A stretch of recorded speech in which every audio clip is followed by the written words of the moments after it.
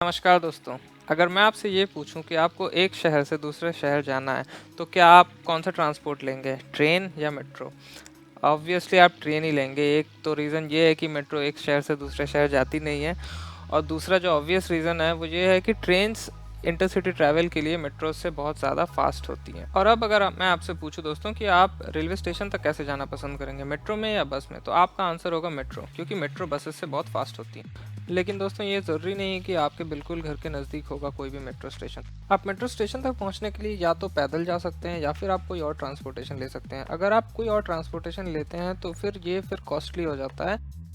और अगर आप पैदल जाना चाहते हैं तो दोस्तों, भारत ट्रॉपिकल रीजन में आता है, तो यहाँ का समर का टेम्परेचर अराउंड 40 डिग्रीज होता है। तो ऐसे केस में आप मैक्सिमम 500 मीटर तक चल सकते हैं। और 500 मीटर भी अगर आप एक हेल्दी इंसान के बारे में सोच रहे हैं तो ही। अगर आप ये सोचें कि एक बूढ़ा इंसान या फिर एक फिजिकली चैलेंज्ड इंसान इतना डिस्टेंस पहले कवर करे पैदल और फिर जाए एक मेट्रो को बोर्ड करने, तो फिर ये उनके लिए बहुत डिफ़िकल्ट हो जाता है। और ऐसे में लोग अपना पर्सनल व्हीकल यूज़ कर लेते हैं ट्रांसपोर्टेशन के लिए, और जो कि रिजल्ट करता है ट्रैफिक कंजेशन में। तो आज के वीडियो में दोस्तों हम इसी प्रॉब्लम के एक सोल्यूशन के बारे में डिस्कस करेंगे। तो ये सोल्यूशन कुछ नया नहीं है, ये हमारे पास बहुत सालों से है। पहले इसे यूज़ किया जाता था as a main mode of transport, but metros develop होने के बाद ये साइडलाइन हो चुकी है। तो ये क्या है?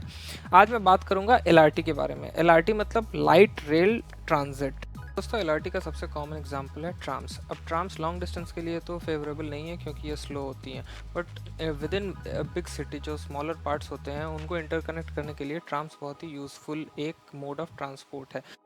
मेट्रो जो होती हैं वो किसी भी शहर के मेन रास्ते से होकर गुजरती है। ये मेन रास्ता बहुत बिजी होता है और सारे बिजनेस एस्टेब्लिशमेंट्स, बड़े बड़े सेंटर्स जो होते हैं वो इसी रूट के थ्रू अलाइंड होते हैं। अब अगर ट्राम भी हम इसी रूट पे अलाइन करें, इसी ट्रैक के अलॉन्ग, तो फिर ये एक अच्छा सोल्यूशन नहीं होगा। तो दोस्तों, अगर हम ट्राम को एक लास्ट माइल कनेक्टिविटी की तरह यूज़ करें तो ट्राम का यूटिलिटी बहुत बढ़ जाएगा और इससे पब्लिक को भी बहुत हेल्प मिलेगा। यहाँ पे देखिए, मैंने एक एग्जांपल प्रेजेंट किया है।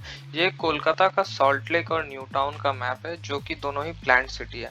यहाँ पे जो आप ब्लू लाइंस देख रहे हैं, जो भी ये ब्लू लाइन है, ये सब आइदर एग्जिस्टिंग या तो फिर अंडर कंस्ट्रक्शन मेट्रो लाइंस है। और जो ये रेड लाइन आप देख रहे हैं और ये जो ग्रीन लाइन आप देख रहे हैं, ये मैंने एक एज अ सोल्यूशन प्रेजेंट किया है कि अगर इस पे हम ट्राम लाइंस चलाएं तो लोगों को काफ़ी हेल्प मिलेगा। जैसे कि देखिए, ये मेट्रो लाइन जो है ट्रैवल कर रहा है, जो ब्लू लाइन है ये यहाँ से इधर से ट्रैवल कर रहा है। और अगर हम इसके पैरेलल ये ट्राम रूट अलाइन कर दें तो इन दोनों के बीच में मैक्सिमम डिस्टेंस अराउंड 1.5 किलोमीटर्स का होगा। तो फिर कोई भी इंसान जो मिड पॉइंट पे रह रहा है उसके लिए आइदर ये ट्राम रूट पकड़ लेना ईजी होगा, या फिर वो अगर मेट्रो स्टेशन के करीब है तो वो डायरेक्ट मेट्रो ले सकता है।